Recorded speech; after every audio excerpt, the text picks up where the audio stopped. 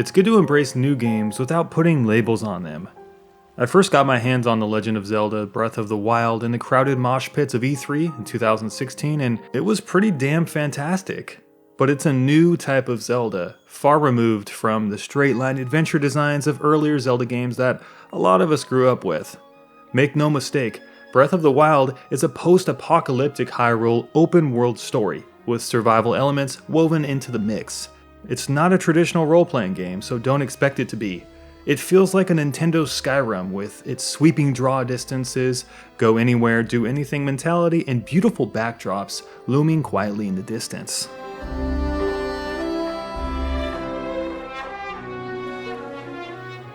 Breath of the Wild is meant to evoke a great sense of openness, similar to the very first game in the series. The first time you stared out into the sun-glazed white orchard in The Witcher 3, it's kind of like that. You saw the endless world in front of you. You get that giddy feeling all the same. But it's even more nebulous. There's no direct path, and there's little hand-holding. Its new game design asks more things of you, and new things. You must forage for food, make clothes, and hunt wildlife. Climate is now a factor, crafting and cooking too. You can complete the dungeons in any order you wish. There's a physics engine now too. You can set fields on fire, push rocks down hills to kill enemies, and a lot more. And finally, voice acting is here in replace of traditional gibberish or flat-out text-only cutscenes that we saw in previous titles. Although of course no, Link does not speak in this game. There is a lot to see and a lot to do, but of course, bigger isn't always better. Breath of the Wild's challenge will be to create urgency for the player to care about the overarching story while being raptured in the endless open-world activities and quests. And not only that, but the events taking place within the open world need context for us to care for sure. It's kind of a shame, but quests do have a bad tendency to lean on age-old tropes. Gather me these berries, find 10 bear asses, or kill 20 bad men, 15 feet away from the quest giver.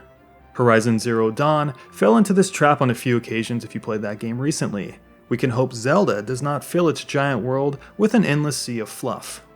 But whatever you do in Breath of the Wild, combat is fun, trust me, it's very fun, although you may be fussing with the new controller setup. The position of the right and left stick, most certainly the right stick to control the camera, will take some time getting used to because of its placement on the gamepad in relation to the buttons directly above it.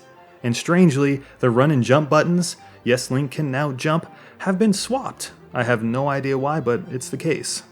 Traditional lock-on combat now feels a little bit more freeform and open. The puzzles of old do return to, wrapped in a new blanket of the open-world game design, but the few of which I did complete seem familiar in a good way.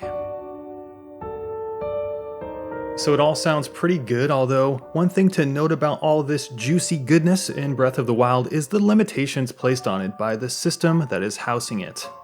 You may be used to 1080p by now, or 4K if you roll like a beast.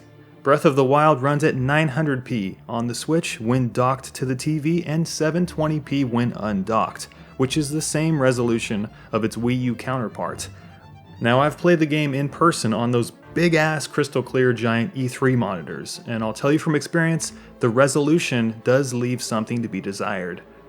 Either way you slice that turkey though, you're going to be getting 30 frames per second, which is most certainly a bummer.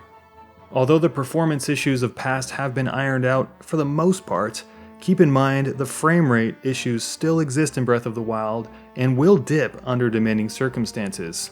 This is most certainly due to the decision of Nintendo to downgrade the aspect ratio to a less demanding resolution, 900p. Had they not, Breath of the Wild running at 1080p would be definitely running subpar 30. Although Breath of the Wild does look amazing, a lack of supported graphical features found standard in many 1080p titles, such as anisotropic filtering and anti-aliasing, are also quite absent. I noticed this immediately when playing, especially indoors and in caves, where textures and tilesets repeat. These features tend to smooth out the rough areas of the game and make the overall experience more pleasing to the eye by removing those impurities. I think this is of course due to the developer learning curve of the Switch and really any new console. Historically, new consoles require a warm-up period, a few years when developers are still learning the ropes of the system and the architecture. It's in this period of time that game performance across the board usually stabilizes over time and increases. Thus, I think it's normal that we can expect Breath of the Wild to have some performance issues, being one of the launch titles of the Switch. Now, I do want to warn people about Nintendo's DLC plans for Breath of the Wild. Breath of the Wild is meant to be a yearly, continuously experienced game, and Nintendo has been quoted as saying that they want players to engage long-term as new DLC is added to the base game. On March 3rd, you can pick up the Season Pass for $20 that will give you access to 2 expansion packs, one in the summer and one in the winter of 2017. However, Nintendo is locking hard mode behind this DLC paid wall. A fucking greedy-ass gesture if you ask me. Nintendo knows that many players want to experience the hardest mode possible on games these days, and they are simply taking advantage of our wallets by exploiting us. Every player should get access to hard mode without paying this ridiculous fee. But as for the content itself, we can only hope they approach the design of the DLC with the same finesse and fairness as CD Projekt Red did with the very generous and fairly priced DLC on offer with The Witcher 3. Buyer also beware, storage can be a big issue with digital owners of Breath of the Wild. The Nintendo Switch launches with a shrimpy ass 32GB flash memory on board. The digital version of Breath of the Wild, 13.4GB. Keep in mind that Switch's operating system and other program code will probably take up a decent size of that internal space too, so you could be looking at a half-used storage device on the Switch simply by having Breath of the Wild installed. It's not a big deal for everybody, but it will push some people to buy additional memory cards that will set you back over $100.